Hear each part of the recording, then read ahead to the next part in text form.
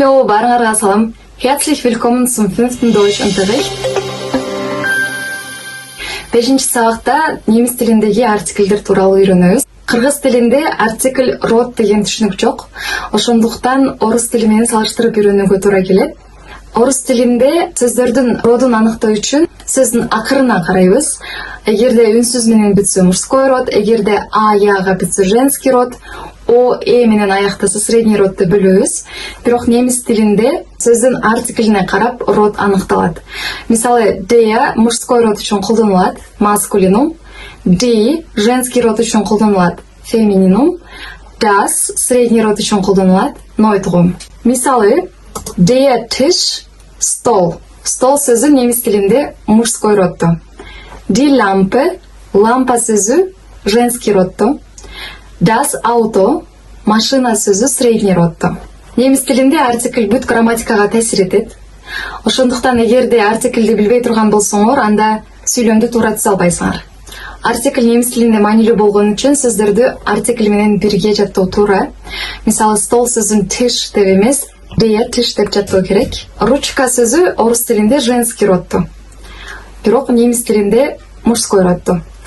Das Mädchen кыз сөзү негизинен логика боюнча женский роддо болуш керек болчу, бирок немис тилинде средний роддо. Артиклдер немис грамматикасынын маанилүү бөлүгү болуп саналат. Анткени артикль аркылуу зат атоштордун бир гана родун эмес, сүйлөмдөгү ордун дагы аныктайбыз. Немистер үчүн немис тилин эне тили катары өздөштүргөндөр үчүн зат атоштордун роддорун жаттоо кыйын эмес, анткени алар интуитивдүү түрдө билишет. Ал эми биз үчүн немис тилин чет тили катары үйрөнгөн адамдар үчүн зат атошторду артикль менен кошо жаттоого туура келет. Анткени алардын кайсы учурда der, кайсы учурда die, кайсы учурда das болушу тууралуу так эрежелер жок.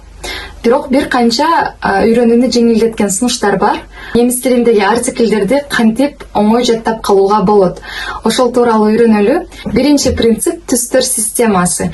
Биздин мээбиз түстөрдү эрежеден тезирээк эстейт. Ошон үчүн немис тилин үйрөнүп жатканда зат атоочу сөздөрдү түстүү жазуу керек. Мисалы der Tisch стол сөзү мужской роддо. Мужской роддогу сөздөрдү көк түстүү ручка менен жазууңарды сунуштайм. Женский роддо die Lampe кызыл ручка менен жазууңарды сунуштайм. Ал эми das Auto средний роддогу сөздөрдү жашыл түс менен жазууңарды сунуштайм. Бул ыкма визуалдык эс тутумду иштетет. Эгерде сөздөрдү карточкалар аркылуу үйрөнө турган болсоңор, мисалы кичинекей карточкаларга кыркып сөздөрдү жаза турган болсоңор, анда ошол карточкаларды түстүү тандагыла. Мужской род үчүн көк түс, женский род үчүн кызыл түстөгү барак, средний род үчүн жашыл түстөгү баракты алып карточка жасасаңар болот. Мисалы стол сөзүнүн Tisch экенин билесиңер, бирок артикль der Tisch, die Tisch, das Tisch экенин эсе албай турсаңар, мээңер ошол Tisch сөзү кандай түстөгү баракчага жазылганын эслейт. Мындай ыкманы немис тилин эми өздөштүрүп баштаганда колдонсоңор болот. Кайсы бир деңгээлге чейин карточкаларга жазып, түстүү ручкалар менен жазып артиклдерин үйрөнөсүңөр, бара-бара кайсы бир деңгээлде өзүңөрдө интуиция пайда боло баштайт. Сөздөрдүн кайсы артикль экенин өзүңөр интуитивдүү түрдө билип каласыңар. Экинчи принцип сөздөрдү бир бүтүн кылып үйрөнүү. Мисалы сөздөрдү жаттоодо Tisch, der Tisch деп айрым-айрым айтпай, бир блоктой айтсаңар, мисалы der Tisch, der Tisch, der Tisch, анда биздин мээбиз бул экөөнү бир блок катары сактайт. Кийинки принцип ассоциация ыкмасы.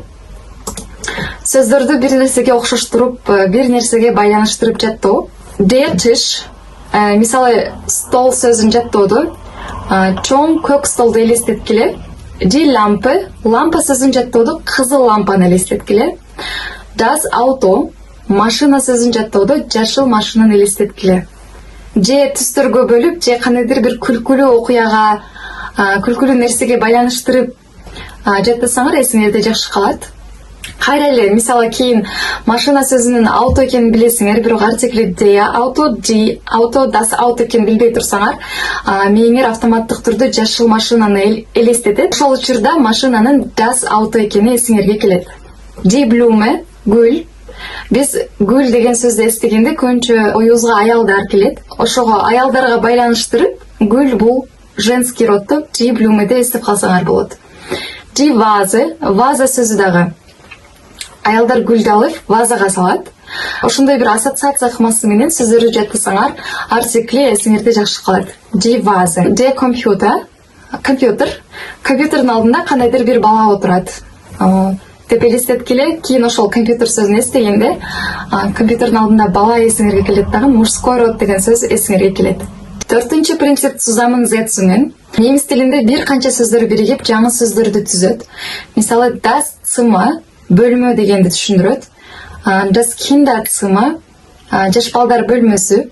Бул жерде сөздүн акыры Zimmer сөзү менен бүткөн үчүн түзүлгөн жаңы сөздүн артикли ошол сөздүн ичиндеги эң акыркы сөздүн артикли болуп эсептелет.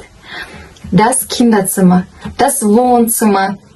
Das Wohnzimmer сөзүндө деле сөздүн акыры Zimmer менен аяктаган үчүн артикли das бойдон калат. Тартылган видео узун болуп кеткенине байланыштуу экиге бөлүүгө туура келди. Сабактын уландысы кийинки видеодо.